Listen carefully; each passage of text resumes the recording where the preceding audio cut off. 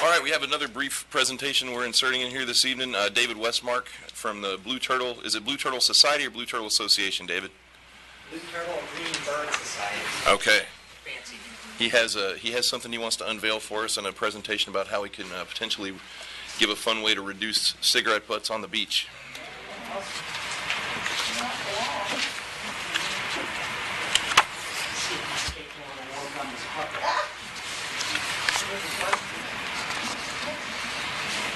It's beautiful. I love the curtains, too.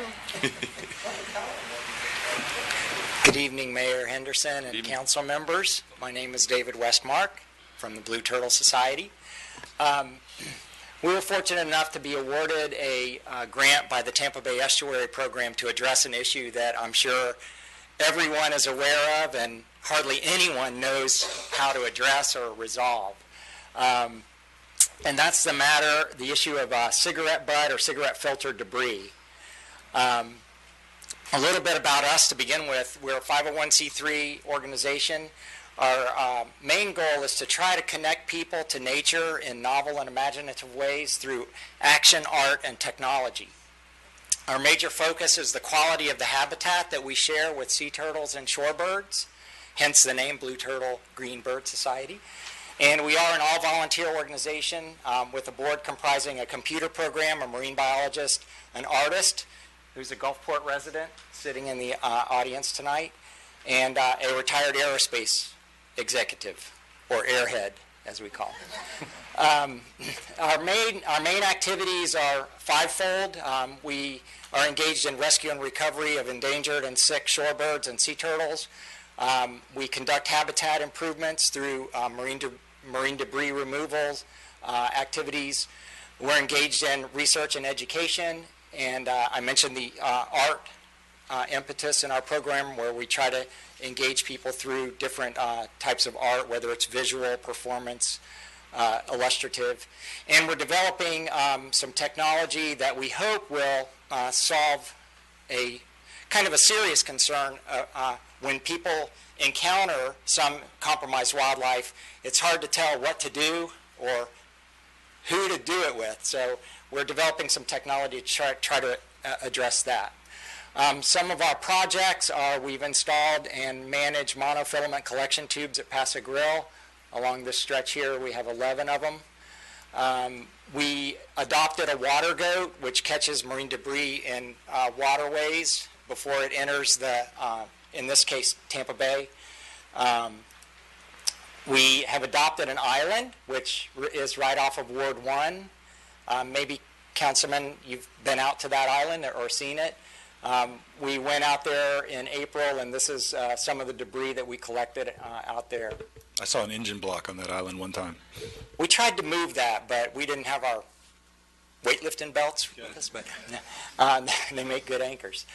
Some of the research we're doing is we're looking into novel ways to try to control coyote predation on shorebird and seabird nests on Shell Key. And then we're in the early stages of organizing some habitat improvement out there to remove exotic invasive plants and replace those with native vegetation. But the main reason we're here tonight is to talk about cigarette filter debris.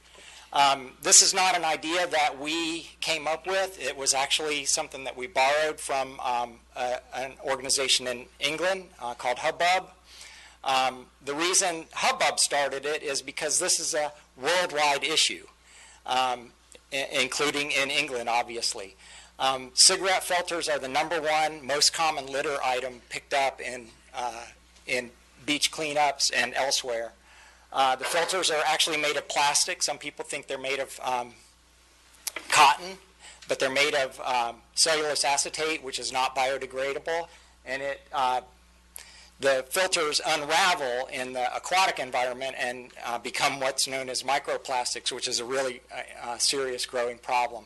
They carry toxins, toluene, nicotine, cadmium, arsenic. The environmental impacts of those toxins aren't really known or understood, but we all know that they're poisonous, so they can't do very good things.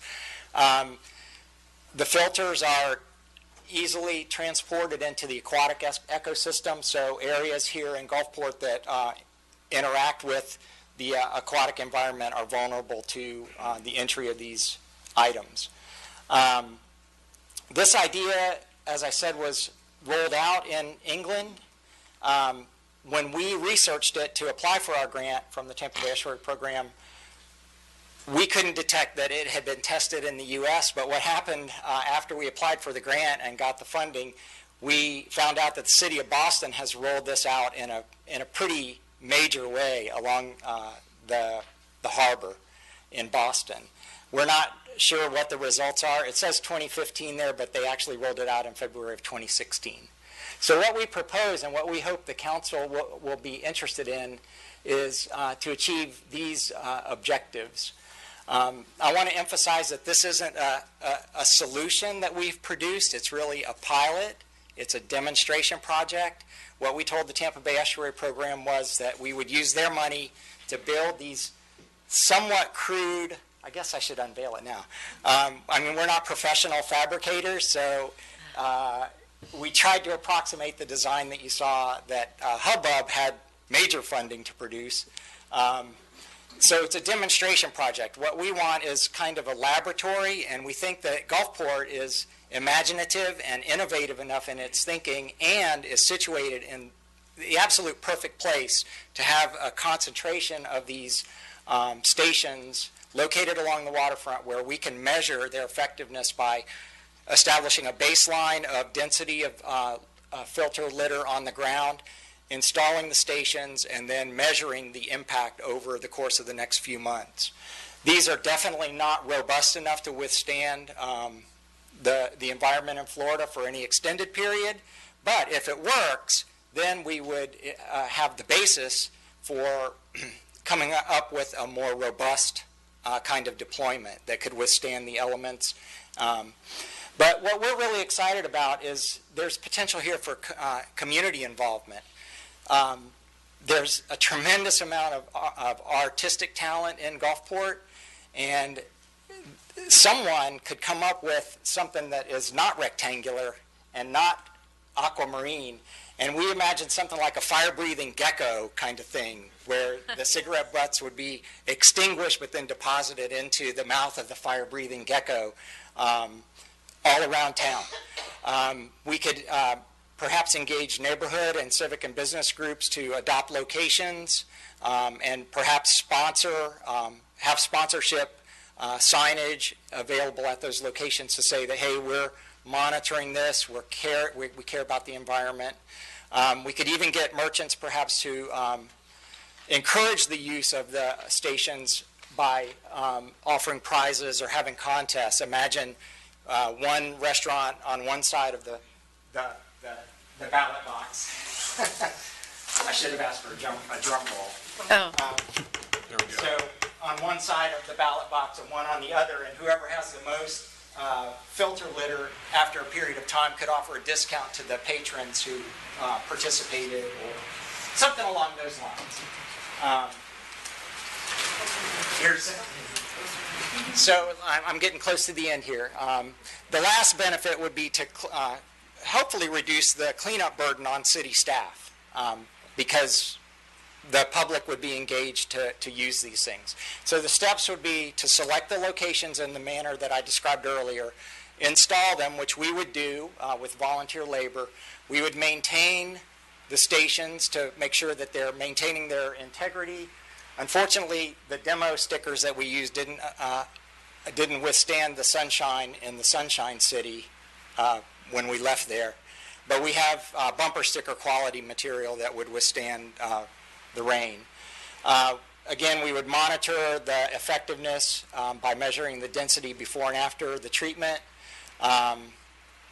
And we are obligated to report back to the Tampa Bay Estuary Program in January to describe the experience that we had wherever these wind up being installed. Just based on some casual reconnaissance that we've done, we identified these locations as potential sites, but working with Public Works or perhaps with the Gulfport neighbors or some who are better in the know, we could place them more strategically where their effectiveness would perhaps be greater. So I would like to thank the Gulfport City Council, the Gateway to the Gulf, which is the gateway to all of the animals that we care about, and the Tampa Bay Estuary Program for providing the funding for this pilot project.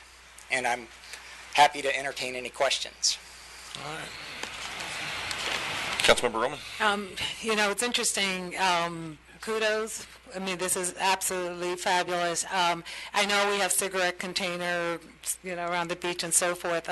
I used to participate in Gulfport Neighbors Cleanup at the beach, and I'm telling you, I used to open my bags, and heavy as it can be with other items, but probably 60-70% were cigarette butts, and we have talked about this.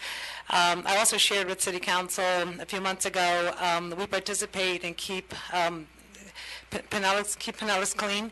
Twice a year, the city of Gulfport, with many other municipalities, conducts our own cleanup with Keep Pinellas Clean at Clam Bayou, and there's a report that they issue. If you don't have a copy, it's great. It's after every cleanup, they do an analysis for your city. And I shared it with the city council a few months ago, and number one, they had the graphs, the tables were cigarette butts, and this was in Clam Bayou, a natural estuary. So the problem is there. The problem is significant. It is toxic. I saw that in your notes. So I don't know what our thing could look like. I know we have some of the beach, and people just don't tend to use it, especially on the other side of the casino.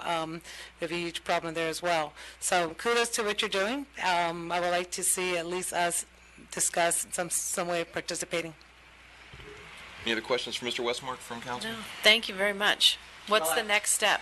I provided you each with a ballot, and I encourage you, when you're finished, right, to come and vote with your butt. Right here. Well, I'm going to come vote real quick. I'm voting with my butt. Vote for you, Michael? Illegal? Yeah.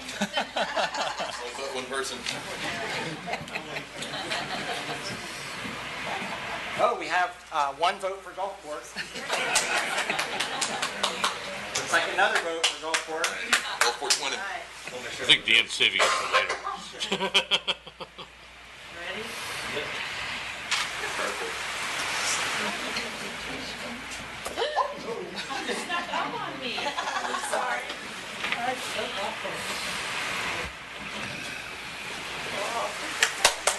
All right, thanks, David.